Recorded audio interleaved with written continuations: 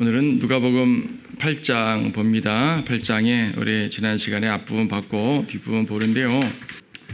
오늘날 주께서 제자들과 함께 배에 오르셔서 그들에게 말씀하시기를 호수저편으로 건너가자고 하시니 그들이 떠나 배를 저어가고 있을 때에 주께서는 잠이 드셨더라. 그때 호수에 폭풍이 일어 배에 물이 가득 차니 위험하게 되었더라. 그러므로 그들이 주께 와서 깨우며 말씀드리기를 선생님 우리가 죽게 되었나이다 라고 하니 일어나셔서 그 바람과 거친 파도를 꾸짖으시니 그치고 잠잠해지니라.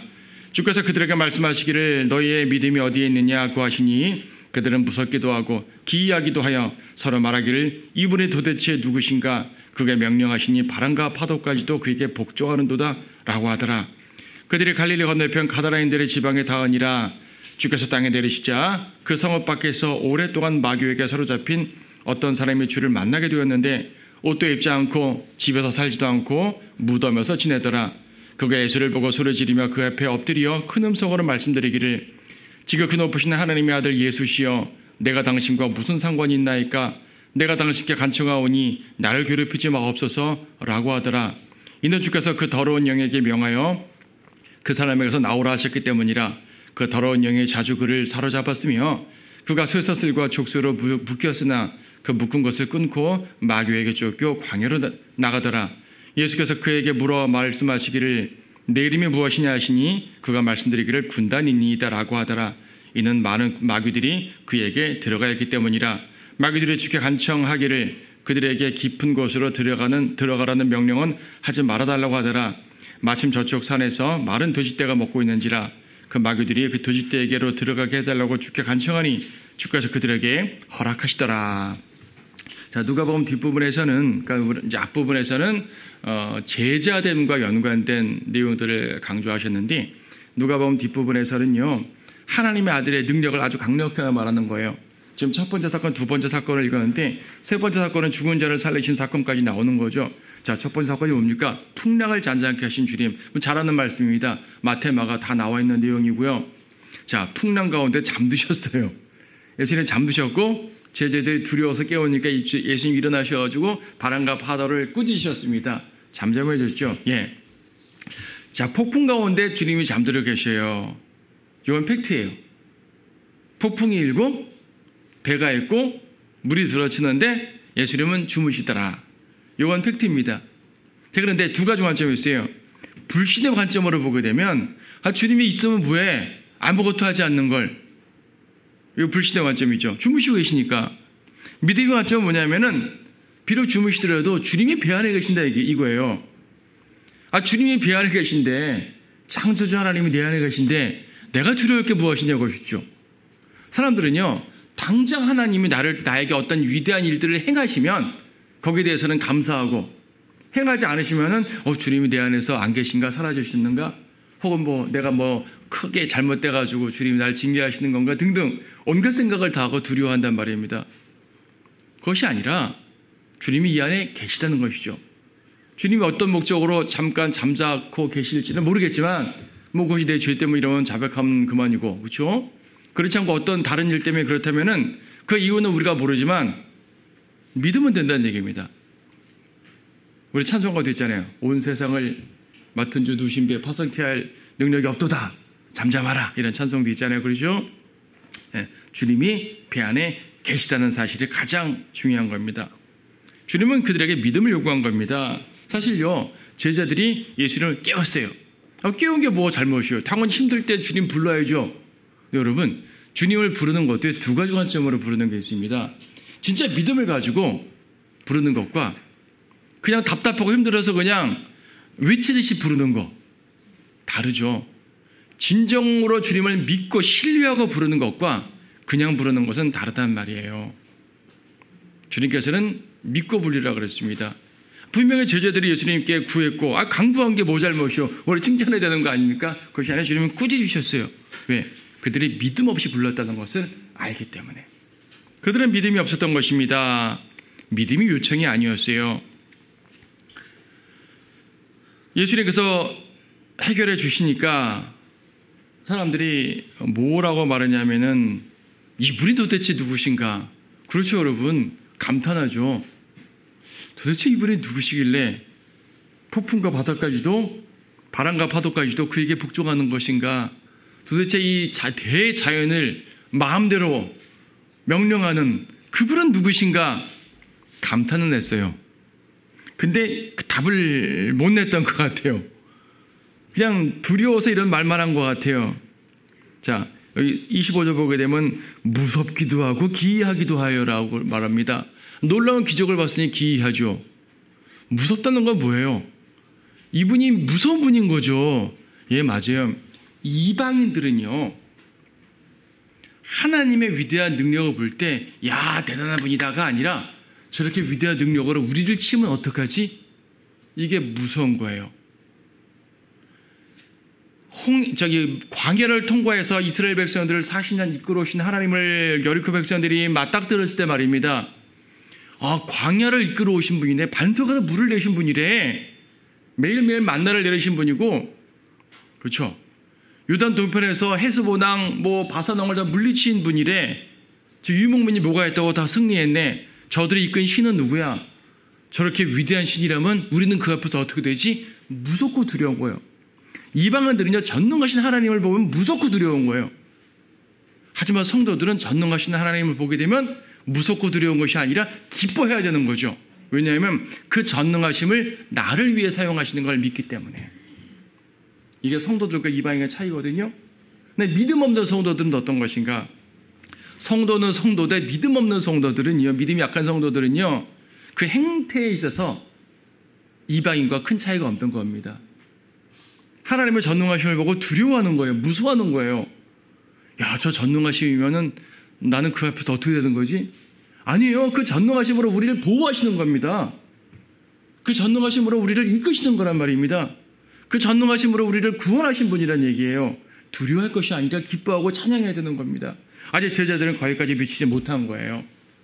그래서 예수님께서는 너희의 믿음이 어디 있냐고, 여기서는 지금 누가복음에서는 좋게 말해서 너희의 믿음이 어디 있느냐고 표기했죠. 마태복음과 마가복음에서는 믿음이 적은 자들아, 혹은 나의 믿음이 없는 자들아 라고까지 책망을 하셨던 것을 보게 됩니다. 그리고서 믿음 없으면 성도들의 믿음 없는 행실에 대해서는요, 책망을 하시는 것을 알 수가 있죠. 사실 이들이 제대로 인지하지 못했지만 보세요. 피조세계를 주관하시는 분은 창조주밖에 없어요. 바람을 만들지 않으신 분이 어찌 바람에게 명령할 수 있겠습니까? 파도를 일으키지 않으신 분이 어떻게 파도에게 명령할 수 있겠습니까? 세상 사람들은 대자연 어쩌고 저쩌고 하지만 하나님의 피조물일 뿐이에요. 피조세계를 관장하는 분은 창조주란 말이죠. 창조주란 말은 전능하시다는 말이에요. 그렇죠? 그러므로 예수님께서 이적을 행하신 많은 이적들이 있지 않습니까? 수많은 이적들이 있는데 그 이적들은 모두 그분이 하나님의 아들이심을 보여주는 이적들이에요. 그렇죠. 하나님의 아들이면 그런 이적 어떻게 행합니까? 병 고치는 거 하나도요, 의술로 고치는 것이 아니지 않습니까? 특히 의사들이 못 고치는 병을 말씀 한마디로 고치셨을 때 그건 정말로 하나님의 능력이었거든요. 하나님의 아들, 예수님이 행하신 모든 기적들은 그분이 하나님의 아들이심을 보여주는데, 특히 폭풍을 잠잠케 하는 것 같은 이 소위 말하는 대자연을 누르는 그런 능력들은 하나님의 아들 아니고 할 수가 없는 것입니다. 하나님의 아들이란 말은 그리스도란 말이고 구세주란 말이죠. 그분이 메시아 왕이란 말입니다. 하나님의 아들이 아닌 메시아란 상상할 수가 없는 거예요, 유대인들에게. 신약성경은 바로 그것을 말하고 있습니다. 그래서 그분이 하나님의 아들이심을 보여준다는 것은 그분이 그리스도 구세주임과 동시에 또한 이스라엘의 왕이심도 보여주는 말이에요. 주님은 그렇게 행하셨어요. 깨닫게 해주셨어요. 하지만 잘 깨닫지 못한 사람들이, 예수님이 수많은 이적들을 행하신 그 목적, 하나님의 아들임을 깨닫고 믿으라 그 말입니다. 여러분들은 복음 전할 때 아주 간단하게 전하죠. 당신이 죄인이고 예수님이 죄를 씻었고, 물론 우리는 간단하게 전할 수도 있고 길게 전할 수도 있어요. 하지만요, 예수님이 누구신지 모르는데 어떻게 그분이 나에게 십자가를 지시고 죽었다는 말로 끝납니까? 예수님이 누군지 알아야 될 거 아니겠어요? 그래서 복음서는 사복음서 4번에 걸쳐서 주님이 어떤 분인가를 자세히 알려주는 거예요. 자주 말씀드렸죠. 마태복음, 마가복음 같은 구절들을 통해서 예수님의 몇몇 어려운 말씀들을 통해서 괜히 혼동에 빠질 것이 아니라 그런 것을 행하시는 주님을 보니까 이분은 하나님의 아들이구나 이걸 깨달으라는 얘기입니다. 예수님의 명령에 몇 가지 어려운 명령에 집착하지 마시고 예수님이 어떤 분인가, 예수님이 누구신가, 예수님이 어떤 일을 하셨는가 이거를 초점 맞춰 보시라는 얘기예요. 그분은 하나님의 아들이시구나. 그분의 설교와 행적들을 볼 때 깨닫죠. 근데 그 하나님의 아들께서 나를 위해 죽으셨다는 얘기예요. 이게 복음서들의 결론들이거든요. 네 복음서, 모든 복음서들의 결론이 십자가와 부활이잖아요. 앞에서는 약간 다른 관점으로 왕이요, 종이요, 인자 이런 말 하잖아요. 다양하게 관점 서술하지만 네 복음서의 마지막 결론은 모두 똑같이 그리스도의 죽으심과 부활을 말하고 있어요. 이게 결론이에요. 그분이 하나님의 아들이심을 먼저 알려주고 이적들과 설교들을 통해서 그 하나님의 아들께서 우리를 위해 죽으셨다 알려주는 거죠. 그래서 예수님이 어떤 분인가를 먼저 제대로 알아야 되는데 성경은 그것을 우리에게 알려주십니다. 그래서 우리는 구원받을 때는 간단한 복음으로 구원받았다 하더라도 구원받은 성도는 우리 주님이 누구신지 자세히 알고 더욱더 알아가야 되는 겁니다. 자, 선제 여기서 제자들이 주님을 깨워서 이제 깨웠지 않습니까? 24절에 깨우며 깨우며 말씀드리기를 선생님 우리가 죽게 되었나이다. 자, 깨웠다. 이걸 좀 약간 다른 관점으로 보세요.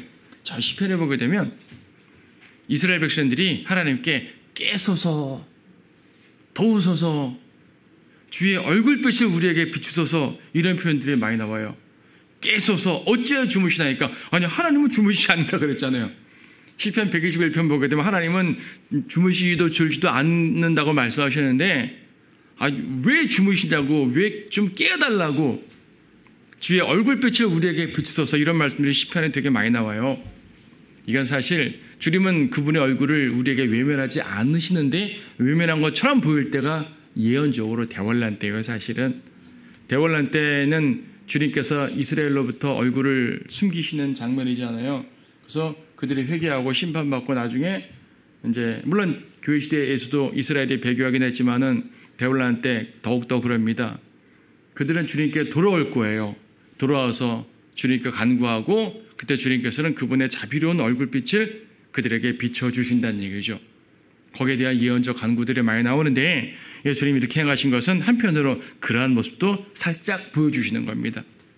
우리에겐 대환란적인 내용보다도 주님께서는 우리 가운데서 결코 주무시지 않고 우리를 보고 계신다.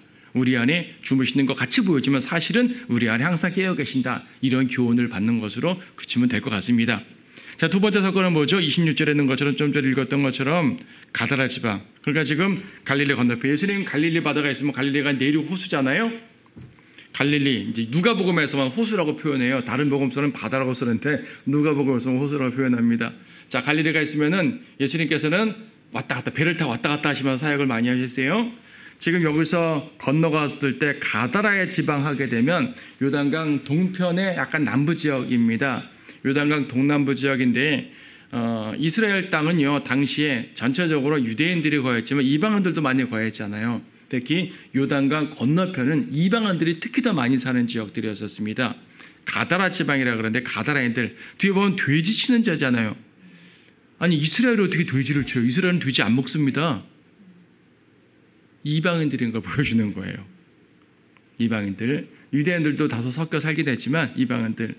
저 뒤에 보게 되면은 이 사람이 치유를 받은 후에 34절에서 그 성읍과 지방에 그 말을 전하더라. 자기 고을에 가서 예수님을 전했다 그랬습니다. 이 말을 마가복음에서는 데카폴리에 가서 전했다고 말씀하고 있어요.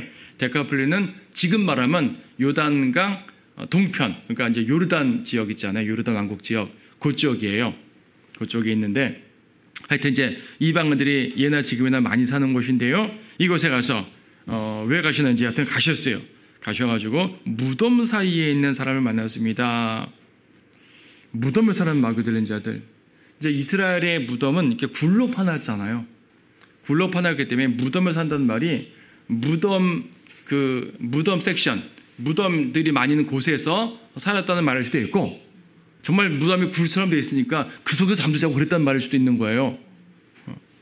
우리나라에서는 무덤에서 잔다는 말이 무덤을 파고 자는 건 아니잖아요. 공동묘지 같은 데서 이제 주변에 그렇게 봉분 옆에서 있는 말이겠지만 이스라엘에서는 무덤을 팠기 때문에 정말 그 안에서 살기도 했을 거예요. 어떤 사람이 나왔습니다. 마태복음에서는 2명이라고 구체적으로 말씀하고 있습니다. 누가복음과 마가복음은 그냥 한 사람 포인트를 맞춰 말하지만 마태복음에서는 2명인 걸 또 밝히는 거죠. 자, 마귀 들렸다고 표현할 때 말입니다. 마귀에게 사로잡혔다라는 표현도 있고 마귀 들렸다는 표현도 있어요. 둘 다 써요, 성경에서. 같은 의미를 씁니다.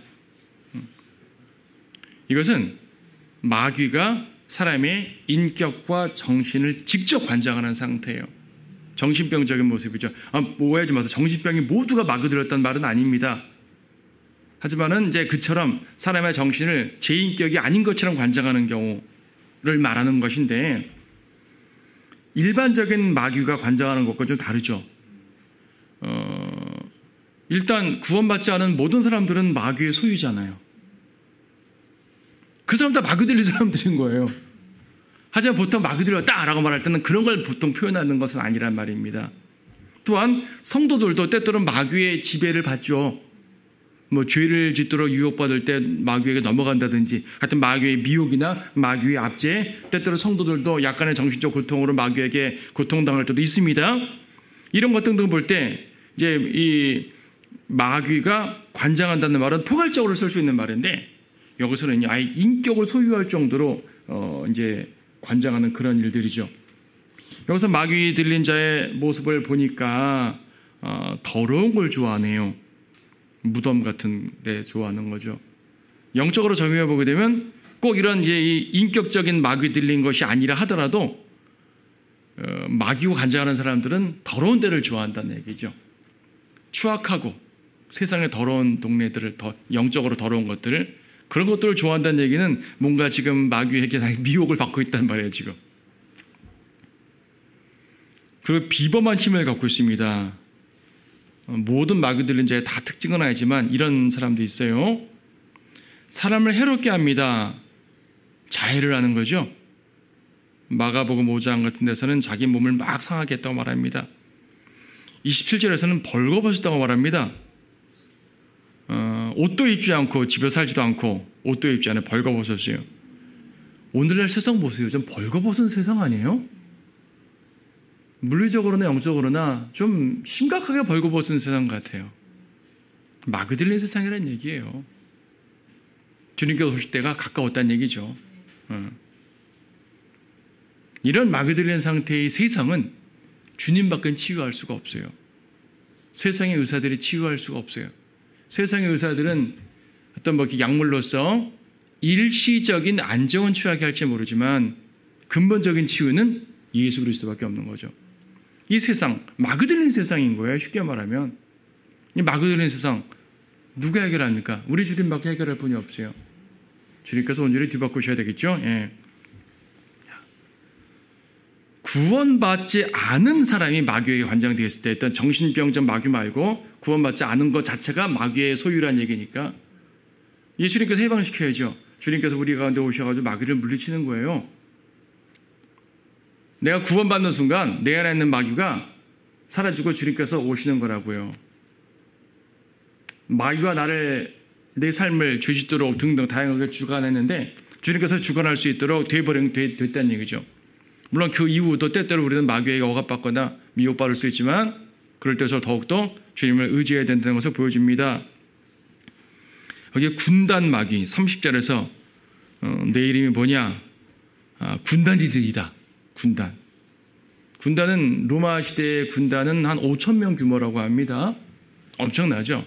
여기서는 이제 2,000마리의 돼지떼가 들어갔다고 하니까 이 2,000마리가 꼭 돼지떼가 2,000마리니까 2,000마리가 들어와 있다. 마귀가 2,000명이었다라고 꼭 1대1로 적용할 필요는 없는 것 같아요. 어차피 두 사람에게 2,000마리 들어왔다는 얘기는 돼지한테도 한 마리당 여러 개 들어갈 수도 있는 거고 그래서 이제 1대1로 적용할 수는 없는 것 같아요. 가끔 가서 2,000마리의 돼지떼를 말하고 이제 로마의 군단이 몇 명이고 이 사람이 한 사람당 1,000마리씩 들어갔구나 이렇게 수치적으로 계산하는 건 아닌 것 같아요. 중요한 건 뭐냐면 주님의 능력이죠. 마귀는요, 이 마귀 들린 자는 정신분열증이죠. 인격이 여러 개 있으니까 마귀는 각각 인격체입니다. 인격체들이 내 안에 여러 개 있다고 생각해 보세요. 요즘에 정신의학에서는 다중인격이라는 표현 쓰지만은 이 사람 성경에서는 마귀 들린 자예요. 앞에 보니까 7 마귀가 들렸던 사람도 있었어요. 앞에 마리아 같은 경우는 막달라 마리아는 7 마귀가 들렸다가 이제 이게 주님께서 치유하셨다 그러지 않습니까? 예수님께서는요, 한 마리 마귀는 말이라고 표현해도 되는 거죠. 예. 한 마리 마귀도 물리칠 수 있는 것이고 7 마귀도 물리칠 수 있는 것이고요. 수천 마귀도 물리칠 수 있는 것입니다. 그렇죠? 예수 그리스도의 능력엔 제한이 없어요. 제한이 없습니다. 제한이 없다는 것은 무슨 말입니까? 그분이 바로 하나님의 아들이라는 말입니다. 마귀도 알았습니다. 28절에서 지금 그 높으신 하나님의 아들 예수시오. 앞에 제자들은 예수님의 기적을 보고도 이분이 누구신가로 끝났는데 마귀들은 하나님의 아들로 정확하게 인지를 합니다. 요한복음에서는 예수님을 하나님의 아들로 믿는 게 구원받는 거라고 그랬어요. 그럼 마귀가 구원받았단 말인가? 당연히 아니죠. 마귀는 예수님이 누군지를 알 뿐입니다. 하나님의 아들. 그리고 아직 때가 되기 전에 우리를 멸망시킬 것인가를 두려워했는데 적어도 예수님이 마귀들을 멸망시킬 뿐이라는 사실을 또 알고 있었어요. 오늘날 세상 사람들은 그걸 모릅니다. 예수님이 하나님의 아들인 걸 모르고 하나님께서 마귀와 세상을 멸망시키실 분인 걸 모릅니다. 세상에 멸망할 걸 모르니까 세상에서 먹고 자고 누리고 성취하고 즐기고 이것만 신경 쓰며 사는 거지 멸망할 것도 모르고. 그렇죠. 세상은 점점 더 흉흉해지지 않습니까? 지금 전쟁도 막 이스라엘에 일어난다고 하는 거 보니까 흉흉해지는 것도 맞습니다. 당장 주님이 온다는 직접적으로 말할 수 없지만 오실 수도 있는 거죠. 우리는 모르는 거예요. 하지만 성경 예언에 따라서 점점 때가 가까워지는 것은 분명합니다. 이런 상황에서 그리스도인들은 안단 말입니다. 그분이 하나님의 아들이시고 이 세상 것을 무너뜨릴 때가 가깝다는 사실을 세상은 몰라요. 마귀는 알아요. 마귀는 아는데 세상은 몰라요. 왜 그럴까요? 마귀가 감추는 거죠. 사람들에게 감추는 겁니다. 자기가 멸망할 것을 감추는 겁니다. 감추어야지 지배할 수 있으니까. 그러나 우리는 분명히 안다는 얘기입니다. 저 뒤에 야고보서에 보게 되면은 마귀가 하나님의 아들을 믿는다 그러죠. 그러니까 한번 하나님을 믿느냐 마귀들도 믿고 떠느니라 라고 말했습니다. 근데 여기서 마귀가 믿는다는 말은 예수님이 하나님의 아들이라는 그 존재 자체만 믿는다는 것이지, 우리가 자주 말씀드렸죠. 믿음이라는 것은요, 어떤 존재성만 믿는 게 믿음이 아니라 그분을 의지하는 것, 신뢰하는 것까지 가야지 믿음이라 말했어요.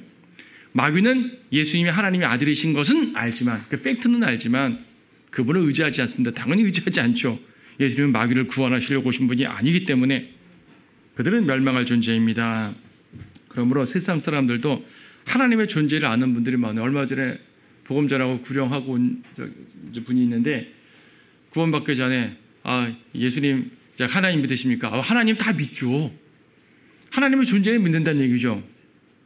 하나님의 존재만 믿고 그분을 신뢰하지 않으면, 영접하지 않으면 마귀의 믿음과 차이가 없는 거란 말입니다. 마귀도 하나님의 계신 건 믿는다니까요. 하나님을 의지해야죠. 예수 그리스도를 내 구주로 의지해야죠. 믿어야죠. 신뢰해야죠. 십자가를 의지해야죠. 십자가 보혈을 의지해야죠. 그래 죄가 씻기는 거죠. 그렇죠. 예. 그래서 단지 팩트를 아는 것과, 그러니까 구체적 사실을 아는 것과 의지하는 것은 차원이 다른 겁니다. 자, 어쨌든 참 믿음은 예수님을 구주로, 주님으로 의지하는 것이고요. 구원은 바로 예수님을 하나님 아들, 즉 구세주로 믿는 것입니다. 예수님의 무한한 능력을 보여줬어요. 35절에 보게 되면 마귀에게서 해방된 자가 어떻게 됩니까? 예. 그러자 사람들이 무슨 일이 일어나는지 보려고 나가 예수께로 와서 마귀들이 나간 그 사람이 예수의 발 앞에 앉아 있으며 옷을 입고 정신이 온전한 것을 보고 두려워하더라. 치유받고 어떻게 됐죠? 예수의 발 앞에 앉았고요. 옷을 입었고요. 정신이 온전하게 됐어요. 자, 영적으로 적용해 봅시다. 구원받으면요, 주님 앞에 무릎 꿇습니다. 주님 앞에 앉았다 그랬지 않습니까? 주님 앞에 무릎 꿇는 거예요. 옷을 입었다 그랬죠. 의의 옷을 입는 거예요. 구원받아 의의 옷을 입는 겁니다. 정신이 온전해졌다 그랬어요. 디모데후서 1장 7절 보게 되면 건전한 생각의 영이라는 말이 나옵니다. 그리스도인들은 건전한 생각을 가진 사람들이에요. 사람들은, 세상 사람들은 우리를 극단적이라고 그러는데 아니요. 우리가 건전한 생각인 겁니다. 믿지 않으면 지옥 간다고 선포하는 것은 건전한 말이죠. 그렇죠? 예수님께서 곧 오신다고 믿는 건 건전한 생각이죠. 성도가 서로 사랑해야 되는 건 건전한 생각인 것이죠. 성도가 서로 미워하면 예수님 믿는다 하면서도 저주하고 미워하는 건 건전한 생각이 아닌 거예요. 교리를 바로 안다고 해서 성도를 미워하고 학대하고 지배하는 건 건전한 생각이 아닌 거예요. 건전한 정신의 온전하게 되지 않은 걸 보여주는 겁니다. 여전히 마귀에게 관정되어 있다는 것을 보여주는 겁니다. 자, 이 데코폴리 사람들, 가다라 사람들은 이것을 보고 예수님께 떠나달라고 합니다. 35절부터 두려워했죠. 앞에 말했죠. 하나님의 전능하신 능력을 보고 그분의 성도들은 감사하지만 이방인들은 두려워한다고요.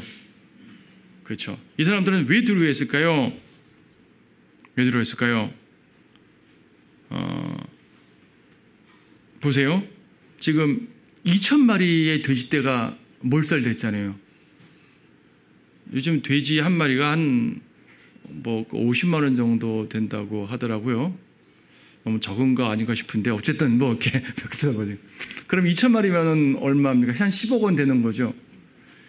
한 마을에서 10억 원 재산이 손실된 거예요. 마을 경제를 좌지우지하는 거예요. 한 마을에서 2,000마리의 돼지떼를 친다면은 마을 경제 아닙니까? 제가 예전에 어디 시골에 갔더니 돼지 사육하는 마을이더라고요. 온 마을이 돼지 사육 마을이었어요. 몇 가구가 사는데 그 가구마다 돼지를 치어요. 산에 방목도 하고 울타리 치고. 한 사람도 한 100마리 정도씩 키우는 것 같아요. 그래봤자 그 시골에는 한 1,000마리가 안 됐어요. 근데 이 당시 2000년 전 이 마을에 2,000마리면요, 마을 경제가 휘청드는 겁니다. 마을 경제가 휘청될 만한 분이에요. 예수님은 우리 마을에 손해를 주시는 분이라는 얘기죠. 아, 예수 믿으면 손해보겠네. 예수 믿으면 놀지도 못해. 예수 믿으면 술, 담배도 못하고, 예수 믿으면 사기도 못 치고, 아마도 부자 되는데 제약이 있을 것 같아. 등등. 아, 예수 믿으면 내가 참 손해 많이 보겠는데, 예수님은 거절하는 거예요. 아니죠. 그들은 진정한 손해를 모르는 거죠. 예수님을 거절하면 자기 혼을 잃게 되잖아요. 지금 예수님께서 오셔가지고 돼지떼를 몰살시켰으니까 외적으로 물질적으로 커다란 손해를 본 것 같지만 사실 예수님을 믿게 되면요, 값을 매길 수 없는 복을 받는 거 아닙니까? 영생을 얻는 것이고, 주님께서 2,000마리 이상 해결 못 해주시겠어요? 그 정도의 그 손실을 감당 못 시켜주시겠습니까? 그들이 예수님을 믿기만 한단 말입니다. 예수님은요, 값을 매길 수 없는 엄청난 값을 지불하신 분입니다. 근데 사람들은 기껏 돼지떼 때문에 예수님을 거절한 거예요. 돼지 때문에 예수님을 거절한 거 꽤 우습죠? 오늘날 세상 사람들 보세요. 왜 예수님을 거절하십니까? 각자 이유들이 있어요. 그 이유들 들어보면 그럴듯하지 않아요. 결국 돼지떼가 아까워서 주님 거절한 것과 똑같은 상황인 겁니다. 주님의 능력을 봤을 때 세상 사람들은 두려워하고 거절하고요. 우리는 주님 안에서 기뻐하고 찬양하는 겁니다. 주님의 능력을 대하는 두 자세. 여러분은 어떤 사람들입니까? 자, 40절에 보니까 예수님께서 돌아왔습니다. 돌아왔다는 얘기가 이제 이방 지역 갔다가 오셨단 말이죠. 오셨습니다. 예수께서 돌아오시니, 여기서 이제 누가복음에서 돌아오시다고 하는데 마가복음에서는 카퍼나움 지역으로 왔다는 말씀을 하십니다. 카퍼나움은 요단강의 북쪽 끄트머리 부분인데요.